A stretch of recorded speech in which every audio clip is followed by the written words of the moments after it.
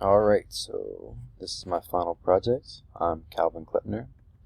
A little bit about me. I'm a junior here at WVU studying sports and adventure media.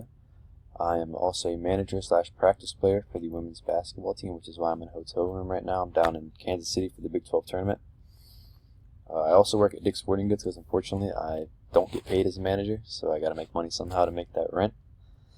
My goal as a WVU student is to get some sort of role within the creative media field, especially in sports, because being a manager, I've met and talked to a bunch of different people who are in this media field, and they just treat the job like the dream job.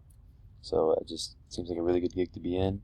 Just come to work every day, watch basketball, take pictures of basketball, and that's my favorite sport, so it seems like a great gig to have. The goal of my project, it was like just to see what it's like to run a small business, because my mom started her small business over a year ago, probably like a year and a half, and she only connects with people on Facebook. She's never expanded beyond that. So I just wanted to see what it was like to, for one, be in her shoes on Facebook, but also expand beyond that and see what engagement I can get from other platforms as well. I wanted to grow followers within this process.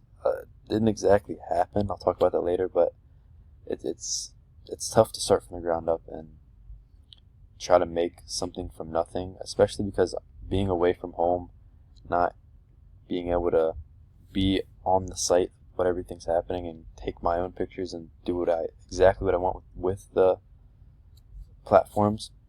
Instead I had to, text my mom and say, can you send me a picture of you doing this, or take a picture when you're at your little vending weekends.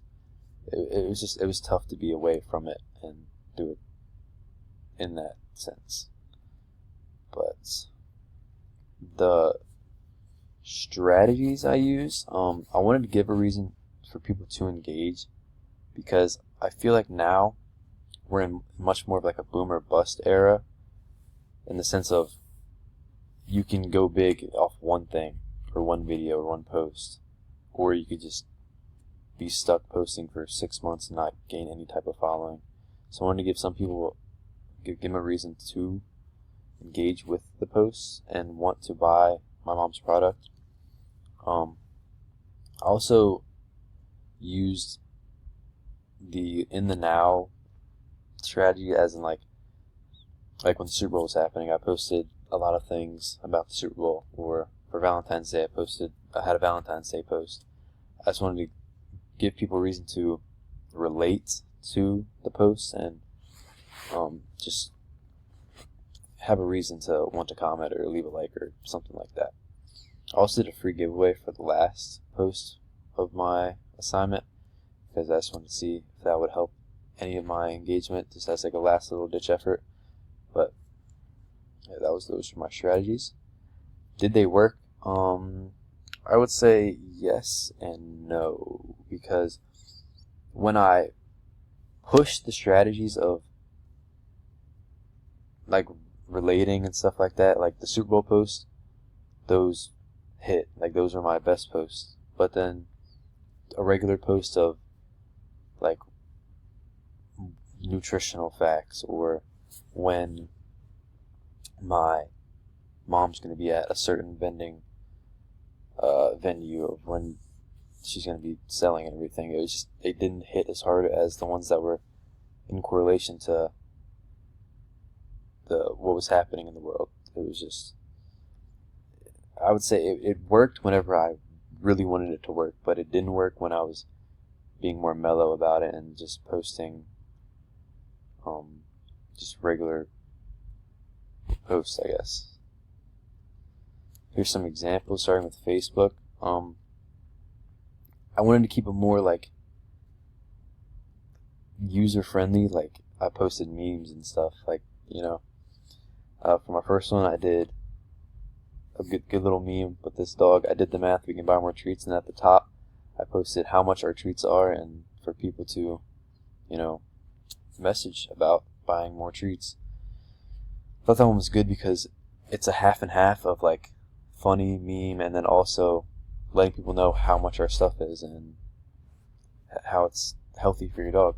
And then the other one, like I said earlier about the Valentine's Day post, I just said we are still baking and selling every week to not forget about your dogs on Valentine's Day. It's not just about the people, it's also about your furry friends as well.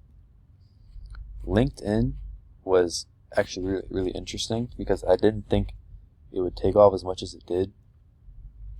I'm going to keep it a lot more like business-esque and more professional because that's how I see LinkedIn. I don't see it really as a social media.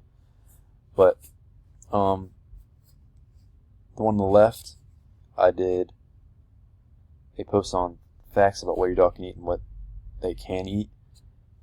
And I posted the flavors at the top to let people know that we don't use those ingredients within my mom's biscuits. So that was that one. The other one was just another educational post for the viewers, and that one also did pretty well impression-wise. For X, like I said earlier about the Puppy Bowl, or about the Super Bowl, I did it on the Puppy Bowl because I just, the relation. And that only got 12 views, but that was by far the most views I got on any other post. So I thought that was good. And I thought what helped it is I did the hashtag Puppy Bowl, which I would hope to get it in like the trending part of Twitter.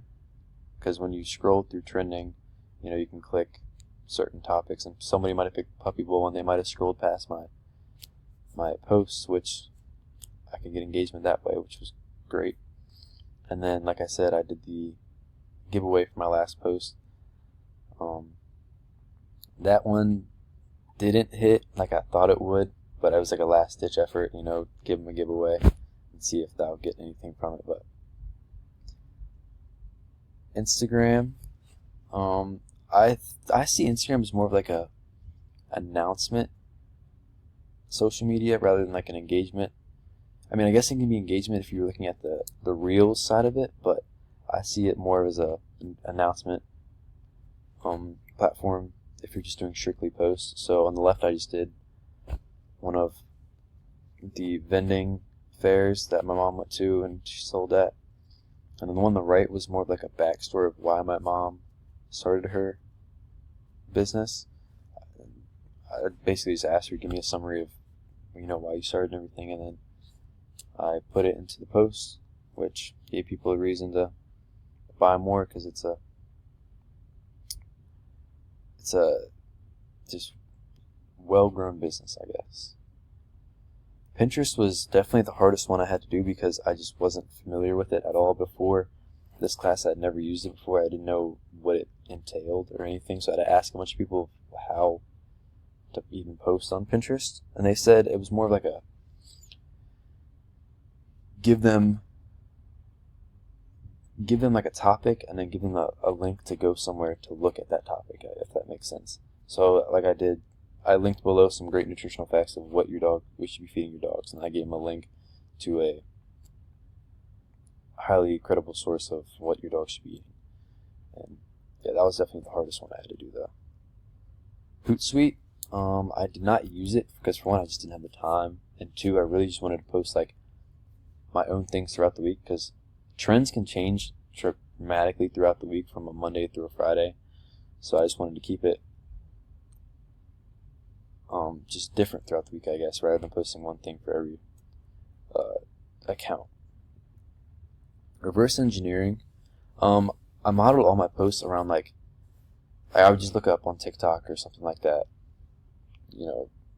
dog treats, I guess, and then it would pop up like a DIY or like facts about the treats or something like that, and it was just like more of like a user-friendly look at it. I didn't really model after one specific account. I just kind of did like the whole area of small business and dog treats, and that helped me get an idea of what I needed to post and what would help the viewership go up.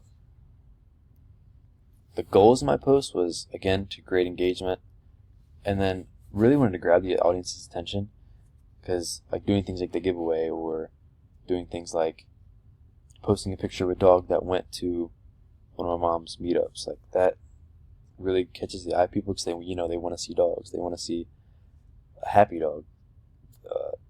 It's just, I thought that was a good thing to post. And like I said, connect the real life scenarios like the Super Bowl and Valentine's Day. On LinkedIn, provide facts that would educate.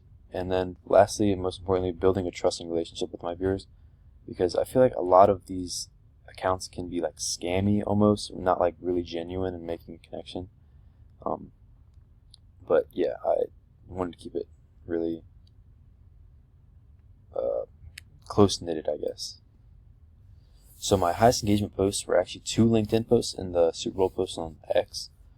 The LinkedIn post, I believe, had like 48 impressions, which was a lot more than I ever thought I'd get.